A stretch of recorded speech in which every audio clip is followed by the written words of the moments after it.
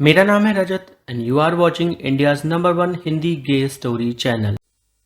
आज से 4 साल पहले जब मैं आर्मी में भर्ती होने का ख्वाब देखता था तो मेरे तन बदन में अजीब सी सिरहन दौड़ जाती थी। आर्मी के सोल्जर्स के बारे में सोच कर ही मेरे हाथ पांव फूलने लगते थे और नसें सारी अकड़ के तन जाती थीं। आर्मी में जाना मेरा बचपन से सपना रहा था क्योंकि मेरे चाचा बलबीर आर्मी में ही थे और जब भी वो छुट्टी लेके घर आते थे तो उनकी ज़बरदस्त बॉडी को देखकर मैं तो पागल हो जाता था क्योंकि वो इतने अट्रैक्टिव लगते थे कि मैं बिना कुछ बोले रह ही नहीं पाता था। मैं कैसे न कैसे उनके पास जाने की कोशिश में लग जाता था पर वो मुझ पे ध्यान ही नहीं देते थे। उनको देख के मेरे मन में हमेशा एक ही ख्याल आता था कि जब ये इतने मस्त दिखते हैं तो बाकी और जवान कितने मस्त दिखते होंगे। मैं हमेशा चाचू के बारे में ही सोचता था और उनके दोस्त लोगों के बारे में भी। वो ज़्यादा बात नहीं करते थे, मैं तो उनके देख के वैसे भी फिदा था और उनकी बातें सुन के तो मैं सो ही नहीं पाता था। एक रोज़ जब मम्मी पापा बाहर गए हुए थे और मैं स्कूल से वापस आ रहा था, चाचू घर पे अकेले थे। ये बात मुझे पता नहीं थी। मैं तो खुश था कि अब घर पर जाकर अच्छे से एंजॉय करूँगा। आखिर आज गर्मियों की छुट्टियों की शुरुआत जो हुई थी, मैं घर पर पहुँच चुका था। मैंने दरवाज़ा खोलने की कोशिश की पर वो खुला नहीं, तो मुझे लगा घर पर कोई नहीं होगा। मैंने चाबी निकाली और दरवाज़ा खोला। मैं धीरे धीरे घर के अंदर आ रहा था, बस यूं ही अपनी मस्ती में मस्त, कि मुझे तभी कुछ आवाज़ें सुनाई पड़ी। वो आवाज़ें किसी के दर्द में थीं, कोई कराह रहा था। मैं आगे बढ़ता गया तो समझ आया आवाज़ें चाचू के कमरे से आ रही हैं। मैं चाचू के कमरे के बाहर खड़ा हो गया और ध्यान से सुनने की कोशिश करने लगा। यह आवाज़ें चाचू की ही थीं जो दर्द में कराह रहे थे। मुझसे रहा नहीं गया और मैंने उनके कमरे का दरवाज़ा खोल दिया। मेरी आंखें फटी की फटी रह गईं। पड़ोस वाले मोहन के कंधों पे चाचू की टांगें थीं और वो अपनी आंखें बंद किए हुए थे। मुझे देख मोहन घबरा गया और चाचू भी घबरा गए। मैं समझ नहीं पाया कि आगे क्या बोलूं और क्या करूं। मैं तुरंत वहां से निकल गया। मोहन सिर्फ तभी घर आता था जब चाचू छुट्टी लेके आर्मी से घर पर आते थे। मोहन कहने को तो चाचू का दोस्त था, पर चाचू ने उसको अपनी तेल मालिश के लिए ही लगाया था। बाद में वो गहरे दोस्त बन गए और अब तो मोहन उनसे पैसे भी नहीं लेता था, जिसका कारण मुझे अब समझ में आया। आखिर चाचू उससे पैसों के बदले क्या देने लगे हैं। मैं अपने कमरे में बैठा था और मुझे लगा जैसे कोई मेरे कमरे की तरफ आया है। कमरे के बाहर ही चक्कर काट रहा है। मैं उठा, खिड़की से झांकने की कोशिश की। देखा, चाचू थे। मैं घबराया हुआ तो पहले से ही था। फिर मुझे डर लगने लगा, कहीं चाचू अपना सच छिपाने के लिए मेरी जान न ले लें। थोड़ा फिल्मी हो गया था मैं, पर यह बात उतनी ही सच है कि समलैंगिक लोग अक्सर अपना सच छिपाते हैं और अगर किसी को उनका सच पता चल जाए तो वह इंसान उनका गलत फ़ायदा उठाता है या फिर उससे बचने के लिए वो कोई भी कदम उठा सकते हैं। मैं खिड़की के नीचे छिप गया। वो जाते हुए बोल के गए, बेटा किसी से कुछ ना कहना, मैं तुम्हें सब कुछ बता दूंगा और अगर तुम्हें कुछ करना है तो तुम वो भी कर सकते हो। मैंने कुछ पल को सोचा और फिर मैंने दरवाज़ा खोल दिया।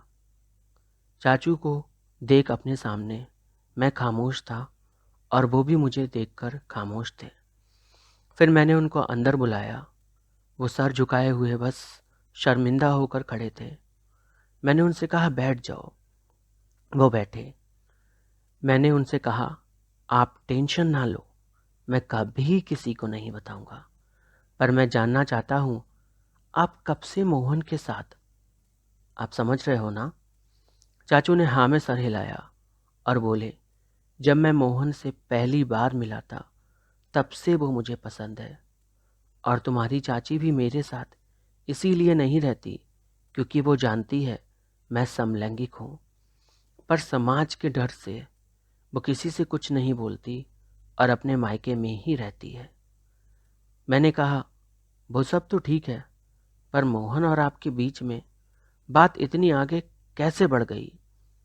मुझे अक्सर ये जानना बेहद अच्छा लगता था कि आखिर कहानी शुरू कैसे हुई और किसने शुरू की। तो मैंने चाचू से मज़े लेने की कोशिश की और वो बेचारे मेरे बेतुके सवालों का जवाब देने लगे। चाचू बोले मोहन के बारे में मुझे निहाल ने बताया था। वो मेरे बचपन का दोस्त है और वो भी मेरी ही तरह है। मोहन और वो गहरे दोस्त थे। दोनों एक दूसरे को अच्छे से जानते थे और उनकी दोस्ती कॉलेज में हुई थी। मोहन को कॉलेज में बहुत तंग किया जाता था, पर मोहन कभी हार ना मानने वालों में से था। मोहन को लड़के अक्सर कॉलेज के वॉशरूम में पकड़ लेते थे और उससे अलग अलग चीज़ें करने को कहते थे और ना करने पर उसको मारते पीटते थे।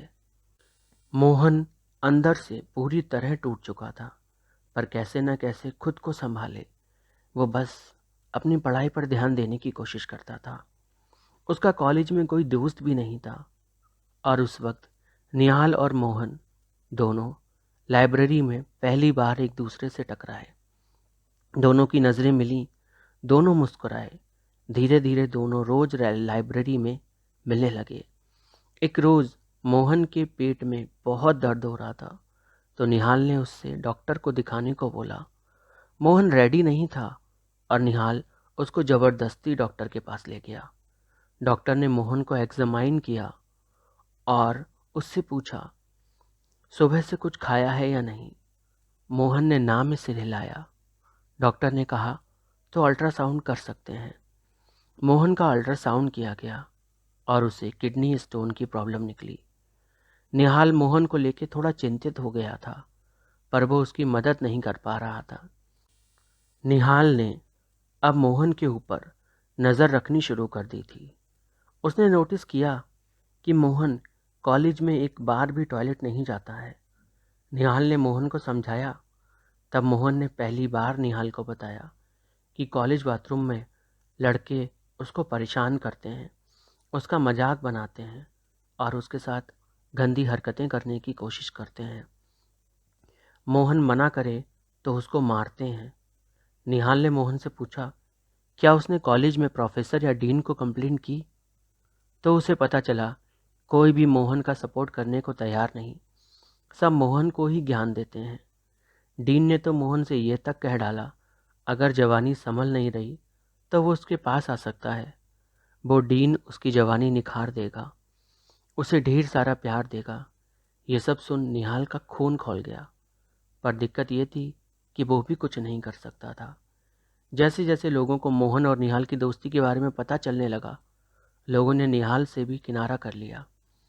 निहाल ये सब बर्दाश्त नहीं कर पाया और ये देखते हुए उसने मोहन से कॉलेज में बात करना बंद कर दिया।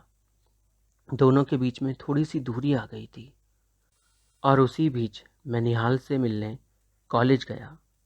मिलने तो मैं निहाल से गया था, पर किस्मत को तो कुछ और ही मंजूर था।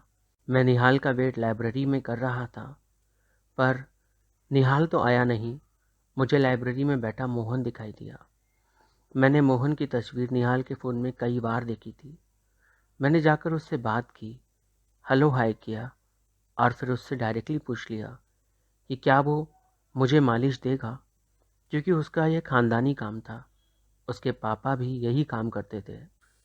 पहले तो मोहन घबरा गया, उसे समझ में नहीं आया। फिर मैंने उसे बताया कि निहाल ने ही मुझे बताया था तुम्हारे बारे में। पर कभी मौका ही नहीं मिल पाया बात करने का। तो आज जब मौका मिला है तो मैं बस तुमसे पूछ लेना चाहता था। मोहन ने कुछ देर सोचा और फिर बोला, ठीक है कर दूंगा, पर कहाँ पर? थोड़ा देर सोचने के बाद मैंने उससे बोला, ठीक है, तुम मेरे घर पर आ सकते हो जब भी मैं बुलाऊं तब। मोहन ने हाँ कर दिया। अगले दिन मैंने मोहन को घर पे बुलाया और उसे छत पे ले गया। मैंने अपनी बनियान निकाल दी और मोहन ने तेल लगाकर मेरे कंधों की मालिश करना शुरू किया। उस वक्त पहली बार मेरे बदन में अजीब सी हलचल हुई। इससे पहले मैंने कभी किसी के लिए इस तरह का कुछ महसूस नहीं किया था। मोहन मेरी रगड़ रगड़ कर मालिश कर रहा था। इसी बीच मैंने पाया कि अब मैं पलट नहीं सकता। मोहन मुझे बार बार पलटने को कह रहा था और फिर उसने मुझे ज़बरदस्ती पलट ही दिया। मैं शर्म से पूरा लाल हो गया था और मोहन ने मेरे सीने पे तेल लगाया और रगड़ना शुरू कर दिया। उसके हाथों की गर्मी से मैं बेचैन हो रहा था और ये पहली बार था जब मैं किसी से मालिश करा रहा था। मोहन मेरी आंखों में देखने की कोशिश कर रहा था और मैं आंखें बंद करके नज़रें चुरा रहा था। उसके हाथ धीरे धीरे मेरी नाभि के नीचे जा रहे थे और मैंने उसके हाथ पकड़ लिया और बोला, बस आज के लिए काफ़ी है। मोहन बोला, क्या हुआ, अच्छा नहीं लगा क्या? चाचू के मुंह से ये सब सुनकर मेरे तन बदन में आग दौड़ रही थी और मैं बस उन्हें समझा नहीं सकता था कि मैं कैसा फील कर रहा था। मुझसे रहा नहीं गया और मैंने चाचू को अपने सीने से सटा लिया। वो थोड़ा हड़बड़ाए और फिर मान गए। धीरे धीरे दोनों के बदन में आग जलने लगी और हम पहली बार एक साथ एक दूसरे को बेपनाह प्यार करने लगे। पर उस दिन के बाद से चाचू मुझसे दूरी बनाकर रहने लगे। मैंने बहुत कोशिश की है जानने की कि आखिर क्या हुआ है, पर वो कभी बात ही नहीं करते थे। मैं जब भी उनके पास जाता था तो वो वहाँ से उठकर चले जाते थे। सिर्फ मम्मी पापा के सामने ही मुझसे थोड़ा बहुत बोलते थे, पर उसके बाद एक शब्द भी नहीं बोलते थे। कहानी में आगे क्या हुआ जानने के लिए चैनल को सब्सक्राइब करिए, स्टोरी को शेयर करिए और हाँ, वीडियो को लाइक ज़रूर कीजिए।